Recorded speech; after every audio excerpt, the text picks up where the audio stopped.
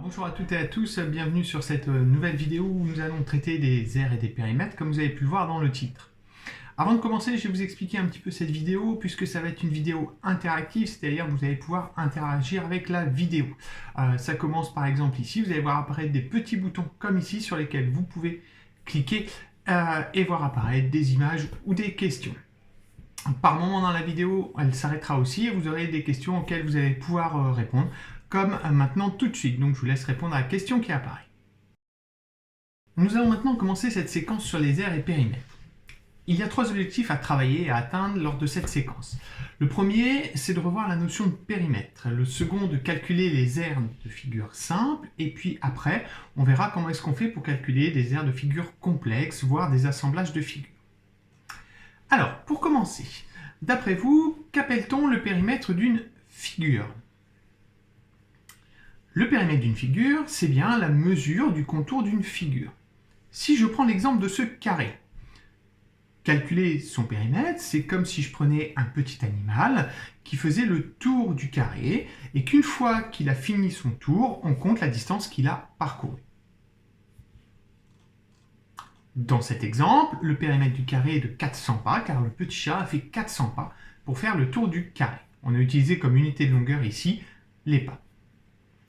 Maintenant, qu'appelle-t-on l'aire d'une figure? L'aire d'une figure, c'est donc la mesure de toute la surface qui se trouve à l'intérieur d'une figure. Si je reprends l'exemple du carré, c'est comme si je calculais en fait la quantité de feutre qu'il me faudrait pour colorier au fur et à mesure tout l'intérieur de ce carré. Donc, en conclusion, l'aire et le périmètre d'une figure sont bien deux grandeurs complètement différentes. Prenons maintenant deux figures au hasard. Vous serez sans doute d'accord pour me dire qu'il y a peu de chances que ces deux figures elles aient la même surface. Donc notre premier travail, ça va peut-être être de comparer les aires de deux figures. Prenons l'exemple des deux figures suivantes.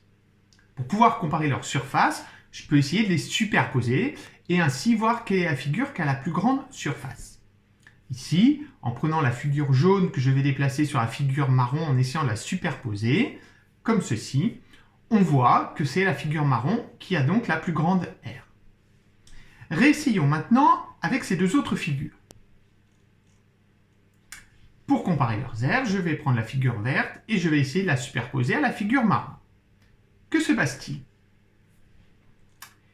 Ici, effectivement, on ne peut pas comparer leurs aires. On ne peut pas savoir laquelle a l'aire la plus grande car il y a à la fois des parties de la figure marron qui dépassent, mais aussi des parties de la figure verte qui dépassent également.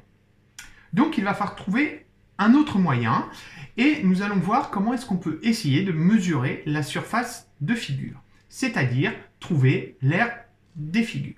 Nous avons rappelé que l'aire c'est bien la mesure de la surface qui se trouve à l'intérieur de la figure. Lorsque vous avez besoin de mesurer une longueur, vous utilisez une unité de longueur, par exemple le centimètre. Et bien pour mesurer une surface, il nous faut aussi une unité de mesure. Et bien par exemple, cette unité d'aire, ça peut être un petit carré ou alors un petit triangle. Pour mesurer la surface d'une figure, il faudra alors compter le nombre d'unités d'aire qu'on pourra mettre à l'intérieur de la figure pour la remplir. Prenons l'exemple de cette figure et choisissons comme unité d'aire ce petit carré vert. Eh bien, nous allons essayer de compter combien est-ce qu'on peut placer de petits carrés verts à l'intérieur de cette figure. On prend un premier carré vert qu'on place à l'intérieur de la figure, puis un second. On continue, un troisième carré, une quatrième unité d'aire, une cinquième, on continue avec une sixième, je peux encore en mettre une septième, puis une huitième, une neuvième, une dixième unité d'aire, une onzième, une douzième et une treizième, et enfin je termine avec une 14e unité d'aire. Donc si on recompte, on a bien 14 unités d'aire à l'intérieur de cette figure. Donc on dit que l'aire de cette figure est de 14 unités. Alors, cette méthode de comptage, on a vu qu'elle était adaptée en fait lorsque les figures elles sont dessinées sur un quadrillage. Par contre, lorsque les figures sont dessinées sur feuille blanche, il va être plus difficile de compter le nombre d'unités d'aire qu'on peut mettre à l'intérieur.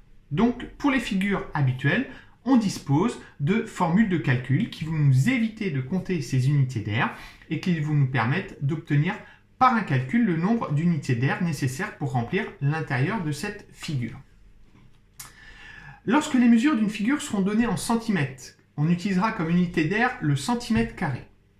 Un centimètre carré, cela correspond à la surface d'un petit carré de côté 1 cm. Si les mesures de la figure sont en décimètres, nous utiliserons des décimètres carrés, et un décimètre carré, ça correspond à la surface d'un carré de côté 1 décimètre. Si les mesures sont en mètres, nous utiliserons des mètres carrés, et ainsi de suite.